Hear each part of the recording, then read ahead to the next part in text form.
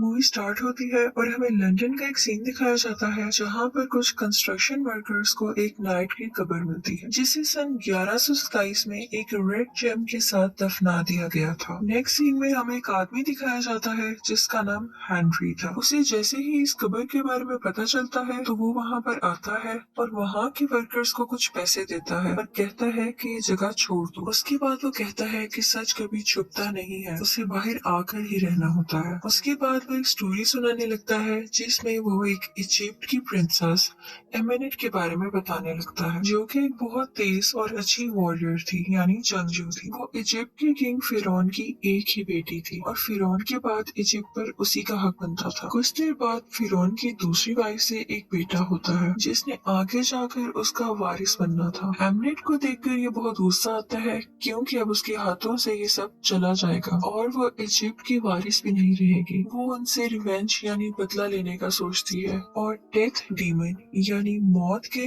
शैतान से समझौता करती है यानी कॉम्प्रोमाइज करती है कि वो इस दुनिया में उस शैतान को लेकर आएगी और खुद भी यहाँ पर रूल करेगी। उसके बाद वो अपने फादर और उसके बेटे को मार देती है। अब वो शैतान को इस दुनिया में लाने के लिए एक इंसान को चूज करती है जिसके जरिए वो उसे इस दुनिया में ला सके, लेकिन ऐसा करने से पहले ही उसे जिंदा पकड़ लिया जाता है और एक मम्मी के रूप में इजिप्ट से दूर कहीं दफना दिया जाता है जहाँ वो सालों से दफन है। सीन चेंज होता है और प्रेजेंट टाइम दिखाया जाता है जहाँ इराक में दो ऑफिसर्स नेक और क्रिस टेररिस्ट पर अटैक कर रहे होते हैं। टेररिस्ट भी उन्हें मारने की लातादाद यानी काउंटलेस कोशिशें करते हैं लेकिन वो किसी तरह अपनी जान बचाकर वहाँ से भाग जाते हैं। उसके बाद वो लोग देखते हैं कि बॉम्बिंग से जहाँ वो गिरे थे वहाँ पर एक मकबरा बन गया है और जमीन के नीचे है। निक वहाँ जा ही रहा होता है कि उनका सीनियर ऑफिसर आता है और उन्हें वहाँ जाने से रोकता है। दोनों में खूब बहस होती है और तभी वहाँ पर जेनिफर यानी जेनी आ जाती है जो कि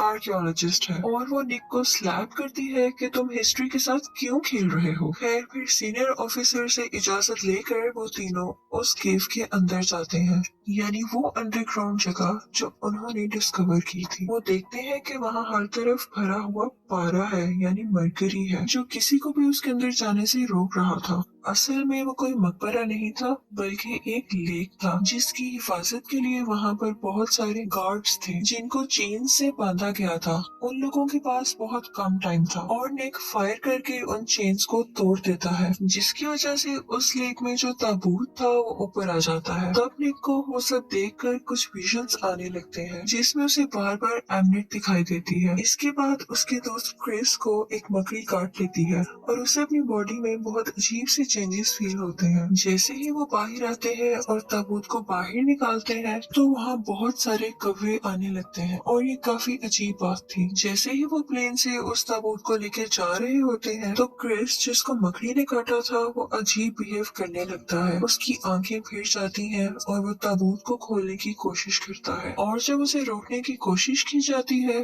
तो वो सबको मारने लगता है। वो सीनियर ऑफिसर को भी कई बार स्टैब करता है और जब वो जेनी को मारने के लिए आगे बढ़ता है तो निक गुस्से से उस पर शूट कर देता है। इसी दौरान कुछ कौवे उस प्लेन पर हमला कर देते हैं और शीशा तोड़ते हुए अंदर आ जाते हैं। निक जेनी को पैराशूट पहनाकर उस प्लेन से नीचे भेज देता है और जबकि कुछ देर बाद वो प्लेन सारा का सारा क्रैश हो जाता है और सबके सब मारे जाते हैं। और उसके बाद मॉर्ग में जब सब लाशें पड़ी होती है यानी सब डेड बॉडीज वहाँ होती है तो उसमें से निक एकदम जिंदा हो जाता है। जैसे ही वो सेंसेस में आता है तो उसके सामने उसका मरा हुआ दोस्त आ जाता है। वो उसे बताता है कि एमनेट तुम्हें यूज कर रही है और तुम्हारे जरिए वो मौत के शैतान को इस दुनिया में लाना चाहती है। सीन चेंज होता है और हमें दिखाया जाता है कि एमनेट ताबूत से बाहर आ चुकी है और वहाँ पर सब लोगों को मारकर खुद को ताकतवर और पावरफुल कर रही होती है ताकि वो पहले जैसी बन सके। उसके बाद निक जेनी से मिलता है। वो उससे पूछती है कि प्लेन क्रैश होने के बाद तुम जिंदा कैसे बच गए। इवन उसकी बॉडी पर कोई निशान भी नहीं है। वो उसे फर्दर बताती है कि वो एक आर्कियोलॉजिस्ट ग्रुप के लिए काम करती है जहाँ उसे पता चला था कि किसी प्रिंसेस के नाम को हिस्ट्री से हटा दिया गया था और अब वो किसी खंजर को ढूंढ रहे हैं जो शैतान का है और उस पर एक रेड जेम भी लगा हुआ है। यहाँ पर बताया जाता है कि वो खंजर और रेड जेम उस शैतान को ताकत देते हैं। ये सब उसी नाइट की किताब में से मिला था जिसको दफना दिया गया था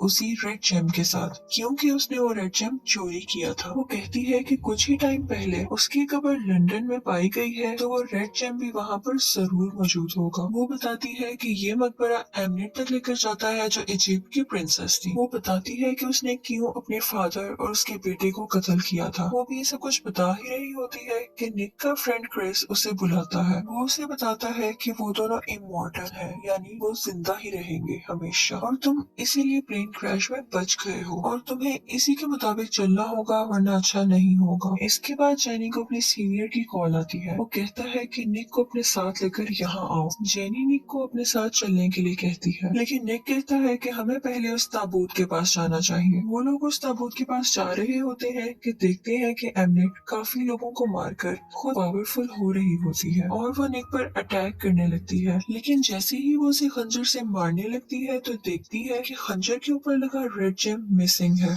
वो ये देखकर परेशान हो जाती है। साथ ही वो जेनी को नोटिस करती है और उसका पीछा करने लगती है। निक जैसे तैसे करके जेनी को बचाकर बाहर ले आता है और एक ट्रक में चला जाता है। लेकिन यहाँ फिर से हमें एमनेट दिखाई देती है और निक उस ट्रक को एमनेट की तरफ मोड़ लेता है, क्योंकि एमनेट ने निक को पोजेस किया हुआ था, यानी अपने काबू में किया हुआ था। ओवर स्पीडिंग की वजह से वो ट्रक उल्ट जाता है और एमनेट जेनी को मारने ही वाली होती है कि तभी वहाँ आर्कियोलॉजिस्ट ग्रुप के लोग एमनेट को पकड़ लेते हैं और उन तीनों को अपने साथ हेडक्वार्टर ले आते हैं। और तब हमें पता चलता है कि जेनी का बॉस और कोई नहीं बल्कि हेनरी है। वो उन्हें बताता है कि वो खुद भी एक मॉन्स्टर है और जब उसके साथ ऐसा होता है तो उसे खुद को कंट्रोल करने के लिए एक इंजेक्शन लगाना पड़ता है। उसके बाद वो उन लोगों को उस जगह पर लेकर जाता है जहाँ पर एमनेट को रखा गया था। वो उसकी बॉडी पर कुछ एक्सपेरिमेंट्स कर रहा था और फिर दिखाया जाता है कि उस डिस्कवर हुए हुए मकबरे में वो रेड जेम मिल जाता है। जेनी अपने बॉस से पूछती है कि क्या वो निक को भी मार देगा। तब पता चलता है कि वो भी उस शैतान को इस दुनिया में लाना चाहता है और वो निक की बॉडी का इस्तेमाल करेगा। उसके बाद उसकी बॉडी को पूरी तरह चीर फाड़ कर उसकी बॉडी को चेक करेंगे, क्योंकि निक ने उस शैतान को एक्टिवेट कर दिया था कई हजारों साल बाद और अब एमनेट ने उसे ही चूज किया है उस शैतान को इस दुनिया में बुलाने के लिए। इसीलिए वो लोग निक को मारना चाहते हैं। दूसरी तरफ एमिनेट एक कीड़े की मदद से उनके एक आदमी को अपने काबू में कर लेती है और खुद को आजाद करवा लेती है। उसके बाद निक को हेनरी की ये बातें सुनकर बहुत गुस्सा आता है और वो हेनरी से उसका इंजेक्शन छीन लेता है। कुछ देर बाद हेनरी एक मॉन्स्टर में बदलने लगता है।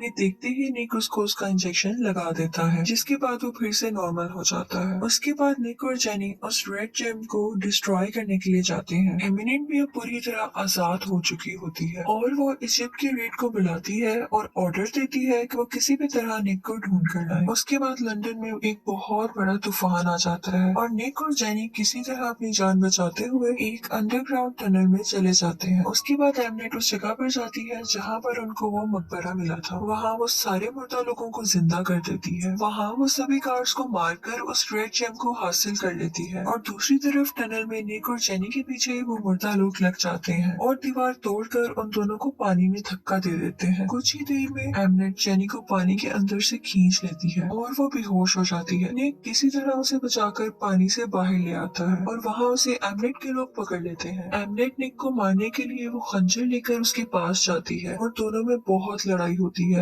निक दूर जाकर गिरता है और फिर एमनेट देखती है कि वो खंजर निक के पास है। फिर निक उस जेम को तोड़ने ही वाला होता है तो एमनेट उसे रोक देती है और रिक्वेस्ट करती है कि ऐसा मत करो, इसकी वजह से तुम हमेशा जिंदा रहने वाले गॉड बन सकते हो और तुम्हारे पास दुनिया की हर ताकत होगी और तुम दुनिया पर रूल करोगे, इसलिए ये तुम मुझे दे दो। निक अचानक से उस खंजर से अपने आप को मार लेता है और एमनेट परेशान हो जाती है और फिर निक के अंदर उस डेथ डीमन यानी मौत के शैतान की सारी क्वालिटीज आ जाती हैं और पावर्स भी आ जाती हैं और वो निक पर अपना कब्जा कर लेता है। लेकिन जैसे ही निक की नजर जेनी पर पड़ती है उसे कुछ मेमोरीज आने लगती हैं और वो फिर से खुद पर अपना कंट्रोल पा लेता है और वो फिर खुद पे कंट्रोल करके एमिनेट को मार देता है और जेनी को ठीक करने में कामयाब हो जाता है और जेनी होश में आ जाती है। सीन चेंज होता है और दिखाते हैं कि अब वो इजिप्ट चला गया है और उसने अपने मरे हुए दोस्त क्रिस को भी फिर से जिंदा कर दिया है और अब वो नए रास्ते की तलाश में था। इसी के साथ मूवी खत्म हो जाती है। I hope you like it. Thank you.